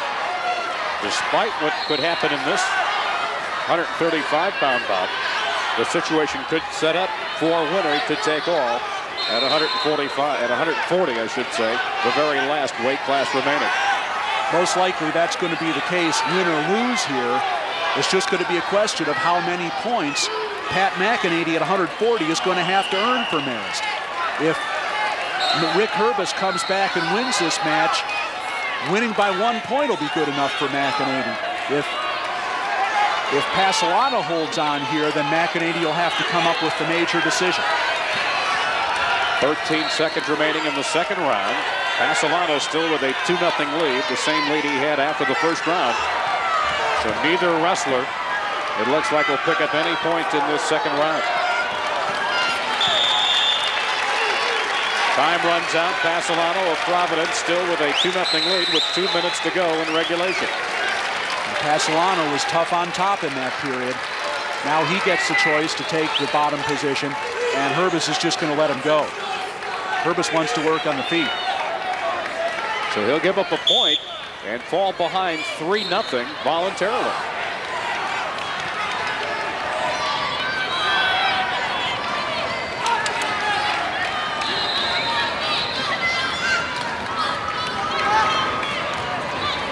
He shoots in quick. Pasolano does. and gets 2 on the takedown for a 5-0 lead. And it looks like Providence is going to send the 2-time state qualifier, Jason Geisinger, who didn't wrestle Tuesday and hasn't wrestled all day today, out for this match. And now we're getting close to where Pasolano could get a major decision and totally change the complexion of the final bout. The escape Purvis gets on the board. He trails 5-1.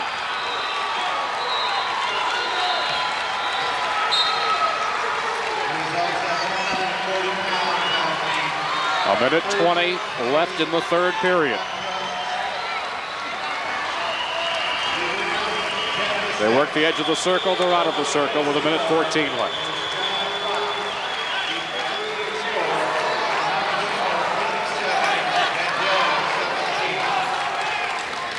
Now time called as they will check on Rick Herbis.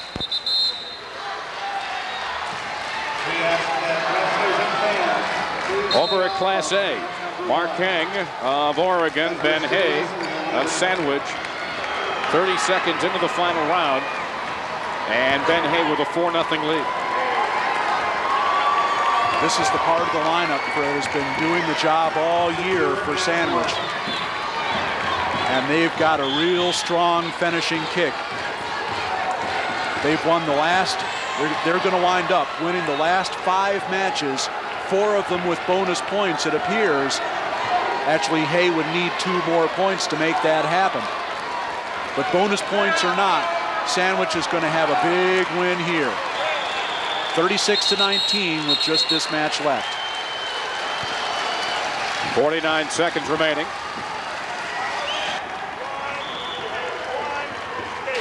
As they stop the bout. And let's switch back over to AA, where they've resumed that match now at 135 pounds at AA.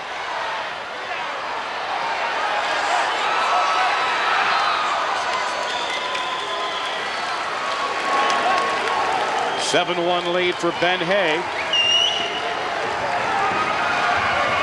Now it's 9-1.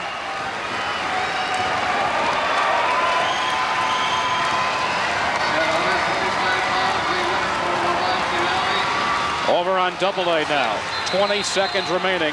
Still 5-1 Pasolano. He hasn't been able to get the major decision.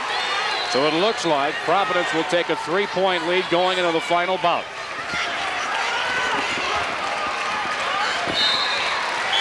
Five seconds remaining, and a stalemate. They stop it with 4 seconds left. Big performance here by Pasolano. He's put Providence back out in front. The freshman wins 5-1, and so with 140 pounds to go, it's 23-20 Providence.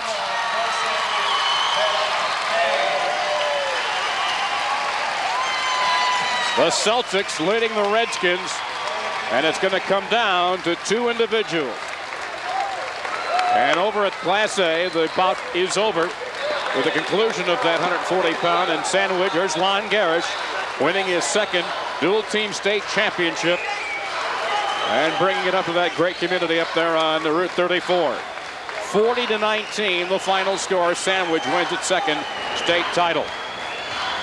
And as it turned out, 145 was a great weight for Sandwich to start. They were able to get their finishing kick going from Chad Hay on through Ben Hay. 5 straight wins to finish it off. They've begun the final bout in AA. Let's get over to the other mat, where we are 15 seconds into the 140-pound bout. And the first 2 points on the scoreboard for Jason Geisinger. He's wrestling Pat McEnany. And Geisinger an early 2-0 lead. Well, Jason Geisinger, I'm sure, was a huge disappointment to himself last weekend at the state championships in the individual at the Assembly Hall. And now Geisinger putting him on his back. McEnany struggling. Geisinger trying to win it all right here for Providence with a pin. This would erase the disappointment of 2 straight individual state championships with no medal. No doubt about that. A minute left in the period. Still plenty of time for Geisinger to finish this off. Geisinger 37-6. McEnany 41-3. McEnany coming up from 135, but he was second in the state last week. Geisinger, highly rated all year, did not place. McEnany gets off his back, but a huge 7-1 lead for Geisinger. The takedown, 3 near fall points opening up. A 7-1 margin that's now 7-2 on that escape for McEnany. 34 seconds remaining in the first round. A win of any kind for Geisinger wins it for Providence. McEnany has to win by a major decision or better. And that's what it's come down to after all these thousands of matches this season. Down to these 2 guys.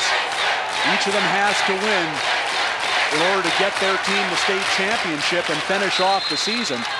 And Geisinger spins behind again, but can't finish.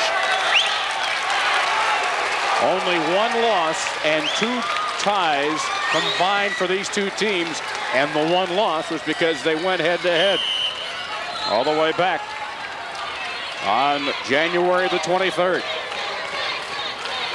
They wrestled in the big house at Marist, and Marist came out on top that time. Matchup's a little bit different this time, and they've come out in Providence's favor. Right now, Geisinger a 7-2 lead as they go to the second period.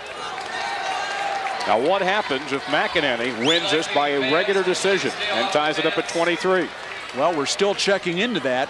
We want to be sure we know the answer.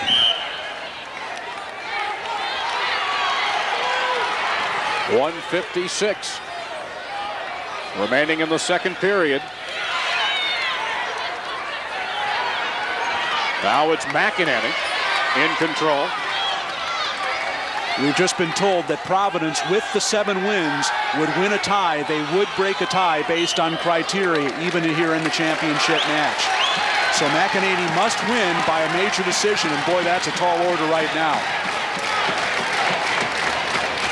A minute 37 remaining, 7-2 for Providence's Jason Geisinger. McEnany begins on top here as they restart. And McEnany going for it all. He's got the legs in.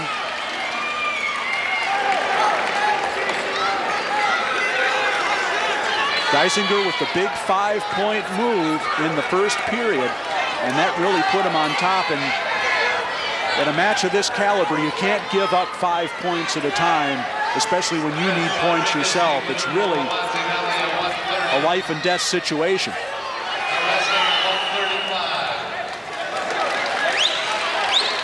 Out of the circle with a minute 2 remaining in the second round. Still 7-2 Geisinger.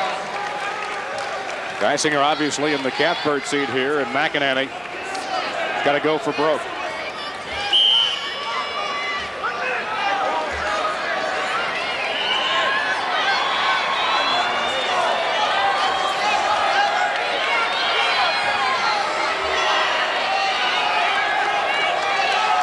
And of course, the casual fan might say, hey, you're Geisinger, you're leading by 5 points. Do you fight back? And of course, that's where the referee comes in and cautions wrestlers on stalling. McEnany were trying his hardest here. And almost with a count. Geisinger spins out of it. 22 seconds remaining, second period.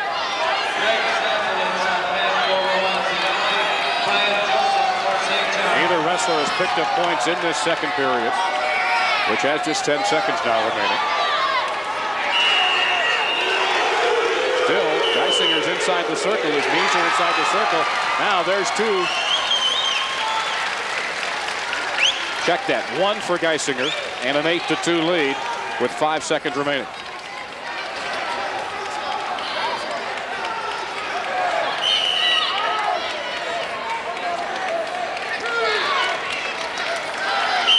Get a situation where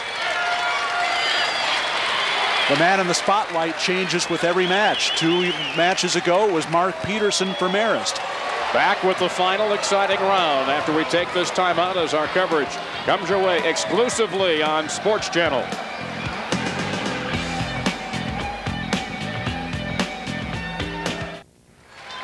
Coming up, the last 2 minutes of the IHSA wrestling season. Tom Stalker, Rod Sherrill with you at Huff Hall. This 140-pound bout, Pat McEnany of Marist, Jason Geisinger in the green of Providence. Right now, Geisinger an 8-3 lead. Geisinger tough on top. Going to take his chances on his feet.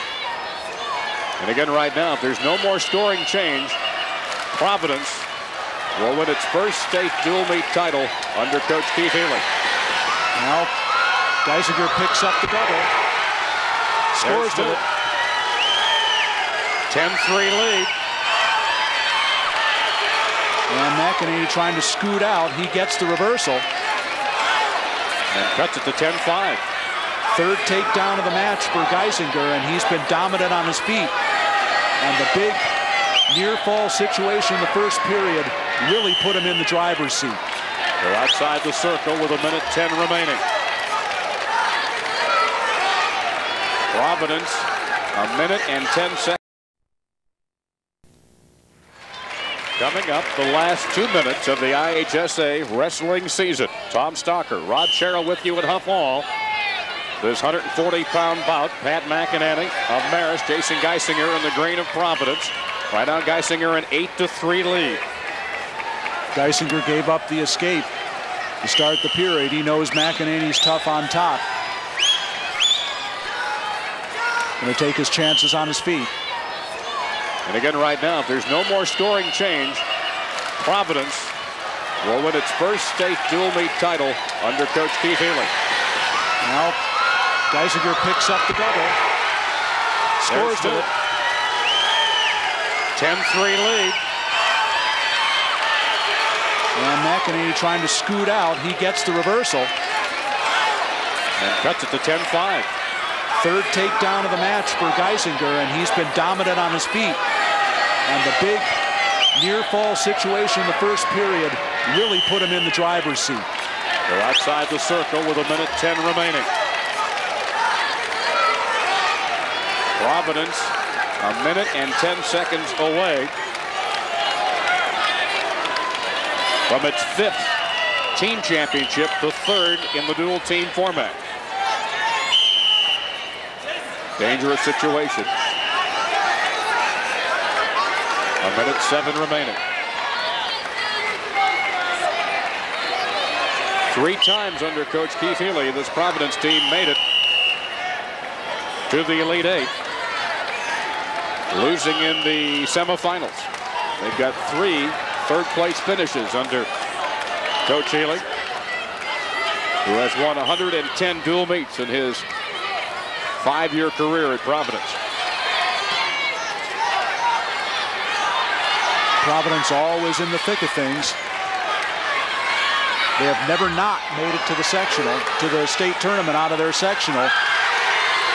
And Geisinger with the reversal. And he leads 12-5. He's a point away from a major decision, but he merely just needs a plain, old-fashioned, everyday, ordinary 3-point decision to clinch it for Providence with 44 seconds remaining. Doesn't make any difference right now whether it's a decision or a major decision. He just needs a win. And now he's in with the half Nelson on the left side.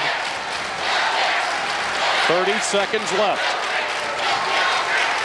And right now, basically all McEnany's hope could be is somehow get a miracle pin. But he's down by 7 with 19 seconds to go. And now McEnany spins behind. He does have the reversal. Trails 12-7, but just 10 seconds left.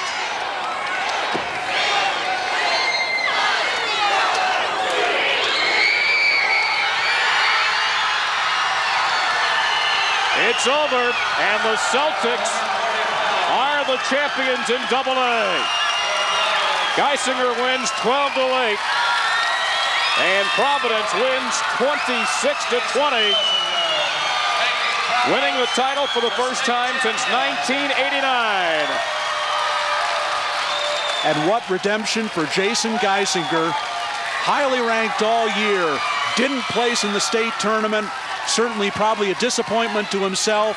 He's made up for all that now. He got his team the state team title, their first one in 8 years. And for Marist, their first second place finish to go with their one title. But the champions celebrate. The Providence Celtics 31-1-1 on the year. Back with more from Huff Hall as the state championships continue on Sports Channel.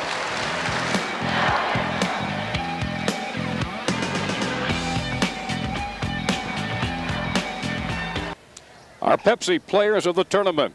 In Class A, the victorious Sandwich Indians out of the Interstate 8 Conference, finishing off an undefeated season at 29-0 in winning their second dual-team state championship.